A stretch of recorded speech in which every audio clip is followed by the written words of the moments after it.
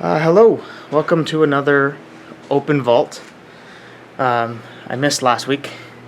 Things got busy in the forge. I had to go down and help out for a bit.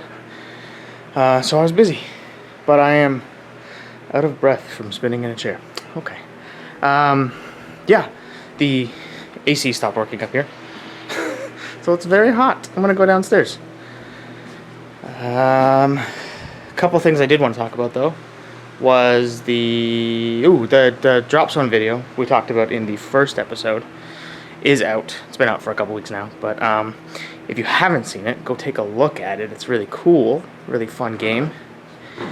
And if you want us to film more stuff like that, drop zone or any game really, leave a comment below for games you want us to film. But if you really want us to film that kind of stuff, then you need to comment, like, share, watch it again, watch it when you go to bed every night for a year to get the views up. Just the more engagement, the more you guys watch it, the more you share it, the more you like it, the more you comment, the more likely we are to make more of that content.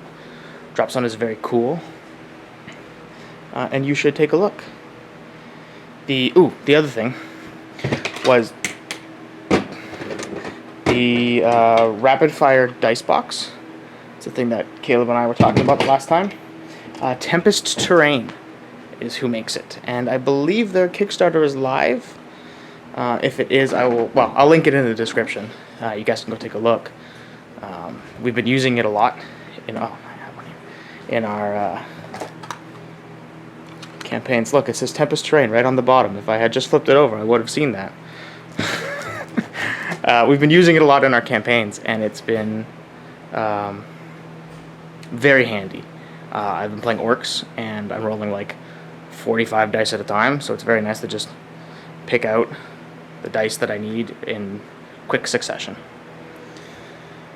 I feel like there's everything. Let's go downstairs and see what's going on. All right, we're in the forge now. Caleb's actually just run upstairs to go plate the stuff, but something I wanted to talk about, I guess, was we're working on some Ravaged Star stuff at the moment.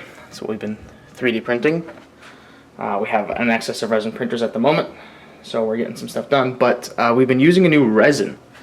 Probably shouldn't touch it. It's TGM7 from Amera Labs, and it's a very nice resin. Really like it. But the reason why it's so cool is, let's pick, can I spare anybody? Just in this person. Okay. So it's got a lot of detail. Let's get in the light. It's still got great detail, like some of the more brittle resins, but, and trigger warning, you could literally like chuck it at the wall. This stuff is so durable, it's flexible, that you can, here you go. Oh my god, I'm causing a panic attack for myself right now. It's very durable resin, which means that we can keep the detail of some of the more brittle stuff, but we can ship, which maybe we could sell miniatures from other companies perhaps, or maybe our own. But the point is that it's really cool resin. It's a bit finicky to go back up here to work with in terms of removing the supports, because they are so flexible. It's hard to get them off because they flex so much. So it makes working with it in terms of the printing part of it a little bit difficult. But the actual miniatures themselves have great detail and durability, and they're perfect for playing with. It should be noted that while those miniatures are clean, they are not fully cured. So you shouldn't touch it with your bare hands. I'm just now going to clean my hands And so while we're working with the resin, we're always wearing gloves, except for this one moment right now in this video that you're seeing. Don't touch resin with your bare hands, kids. I'm teleporting around a lot, but let's go see what's going on in the studios today. So here you go. MiniWarGaming exclusive, guys. It's Michael. Yeah, I'm here to cover what Michael's been working on currently. And it's the new campaign that Scary is working on with me. He is running it as the game's master. He's playing the Drukhari element of the story, and I'm playing the Necron Crusade element. This is a... It's I don't want to call it... Okay, so it's a Crusade campaign. And this is all just set up for B-roll footage for use in the campaign. So if you watch the campaign, you're going to see some shots in those videos using this backdrop. Showcasing, just doing B-roll footage of all the units I have in my Crusade campaign. So typically, like a Crusade is, well, a lot of you are aware, but for those of you who aren't, it's like you start with like a 1,000 point little roster with like no upgrades or anything. You do like tiny little games with other people involved in the Crusade, and it grows. This is a already grown Crusade Necron force without any upgrades, but we doubled the experience so that things get upgrades and doubled the, or pretty much you always take a battle scar. So like it kind of develops the story very quickly in the first couple games. And it's like a 4,000 point Crusade roster where we're playing 1,500, 1,000 to 2,000 point games, I guess. And then things take battle damage like right away, things upgrade pretty much right away. We're just kind of speeding up the process to try and tell a story. We're using the Crusade rules and missions to tell the story of an awakening tomb world, which is the Necron Crusade rules. I feel like I'm just kind of like babbling here, but that's typically what I do. The Necron Crusade rules are the awakening of a tomb world, and that is just a great premise for a story in a Necron-styled campaign. The idea is that the Overlord in question, the leader of the entire Necron force, is his name's Akul, and he is a loyal subject of the Stormlord, and has been for thousands of years, and his main prerogative is to go around and awaken tomb worlds. They find a tomb world that was maybe loyal to a different dynasty, but that dynasty is now loyal to the Sotek dynasty, and now we found one of those tomb worlds and we're waking them up. And he's done hundreds of these. Now we're just telling the story of the one that essentially ends him. Not kills him, but one of the battle damages that Necrons succumb to is like engrammatic degradation, or like a creeping madness, like a transient madness, where like they kind of succumb to the destroyer virus or the flayer virus over a long period of time. And he kind of approached this one like, yeah, there's always like little hiccups in this campaign or in these campaigns, but usually they're just dealing with like wildlife or whatever small inhabitants are on that world already, or maybe there's like a tiny pirate force or something, or there's something in the way, maybe the tomb world already succumbed to madness and they just put it down and like destroy the world or something. But they're all usually easy to handle, thus it doesn't deserve a story because it's not that exciting. But this story is the one that seemed to be simple, became complicated, and all in all will become his potential end, or will steer him in a different direction narratively, if in so few words. There's a lot of words, I guess. But we're trying our hands at the Crusade element here, and honestly Did I break him? No. We've only recorded a couple of games, and it's already made me fall in love yet again with Crusade. I played Crusade like a third of the way through 9th edition with my friends. Now, we don't have a lot of resources or time to do that in-house, just because we have so many guests coming by, and oftentimes it's like match play games, or there's a new G-Sealer book out or something. We got to record content for that, or there's a new supplement out for this, or new this, or like there's new stuff for Sigmar, new stuff for the Old World. So it's hard to like kind of really stick with one Crusade campaign. But at home, it was quite successful. We all played online, because there's a few of us kind of far away. And it went pretty well, but there was a couple people who didn't have the right mindset for Crusade, because when it comes to match play variants of the game, they try their best to keep it as close to balance as possible, whereas in Crusade, one or two people can pull very quickly ahead, and one or two people can pull very quickly far behind. Or fall far behind. And you just have to have the right mindset. It's kind of like playing a Blood Bowl league. It's kind of like playing old Mordheim or old Necromunda, or new Necromunda actually is in quite a good spot with that as well. Not all things are going to be equal. Even the missions in the new Pariah Nexus, they're not perfectly symmetrical, and I think that's a good thing. And I played a few missions with Scary, and I'm like, this is it. This is good. We're going to get another Crusade going. So me and my friends are currently working on getting a Crusade going at home. Again, playing all online, but seeing what people want to play and set up a little narrative with that behind it. And I'm going to try and at least spark it up and get the wheels in motion. And then they typically kind of run themselves. Well, that's not true. You do have to, get a fire under people's butts to get their games in. But once it's in motion and people play a game or two themselves, they kind of know how to arbitrate it themselves. They kind of just run it themselves as well. But that's kind of what I guess this turned into. But yeah, me and Scary are going to be doing this campaign. And Scary and I would love to just start a crusade from scratch as well afterwards. We have the Legion lockdown to record, and we have to finish this campaign.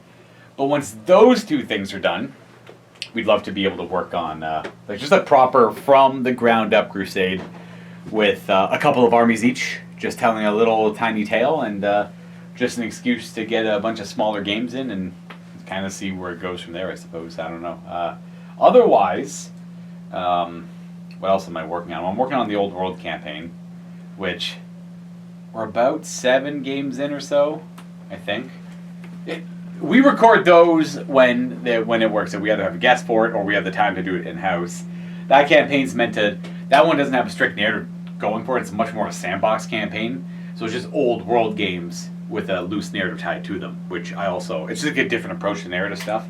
Whereas this campaign that I'm doing with Scary is very strict, narrative elements. There's a very clear story being told and every game is connected.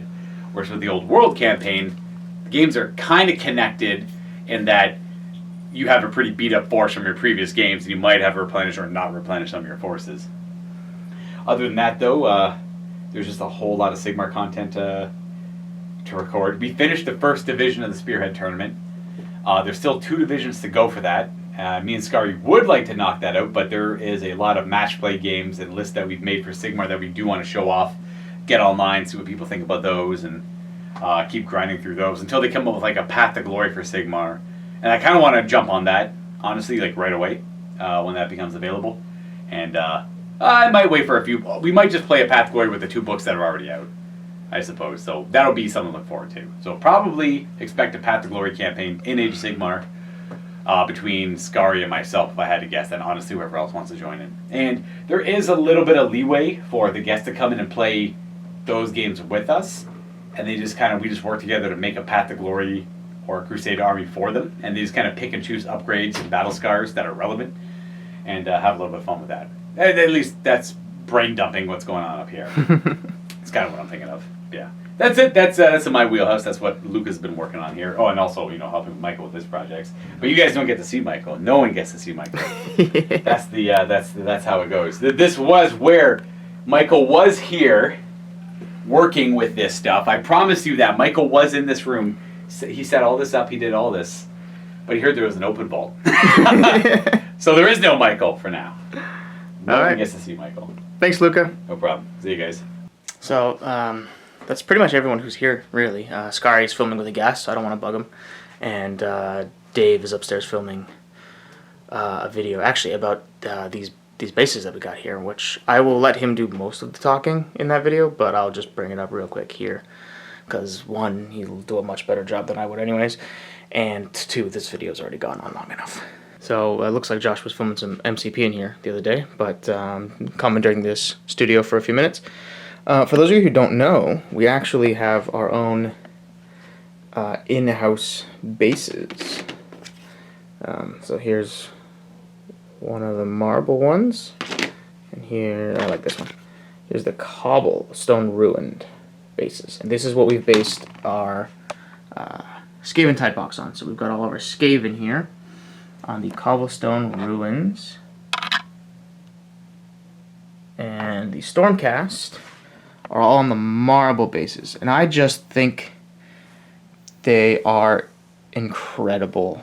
And not the base designs; those are nice too. But the actual paint job, I think Gary painted all of our Skaven and Stormcast and all of the bases and the extra ones we sent him. He's a very dedicated man, and they're incredible. I think he did such an amazing job.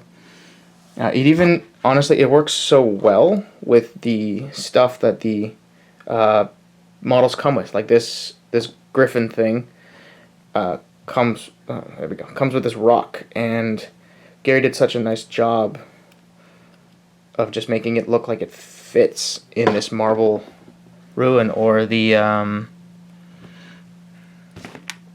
where'd he go? This guy. This, I think it's a gray seer. I don't know my AOS very well. Can I get a? There you go. He's on this. I think it's a ruined bell, but it fits so nicely in with the bases that Gary did. Yeah, so they're incredible. And not just because I designed them. No, I think they strike that nice balance between sort of simple, easy to dry brush, and also detailed enough that if you really wanted to put in the time and the effort to get some really incredible marbling, or, you know, just great textures and details, you can really put that time in and get a great paint job, or you can just dry brush and make it as super simple and easy as you possibly could and still get a great paint job. So yeah, that's pretty much the end of the video. Now I've been reminded, let's call it reminded, by Black Templar, I think it was 5760, something like that, on how to properly sign off. So this one's for you. Happy wargaming.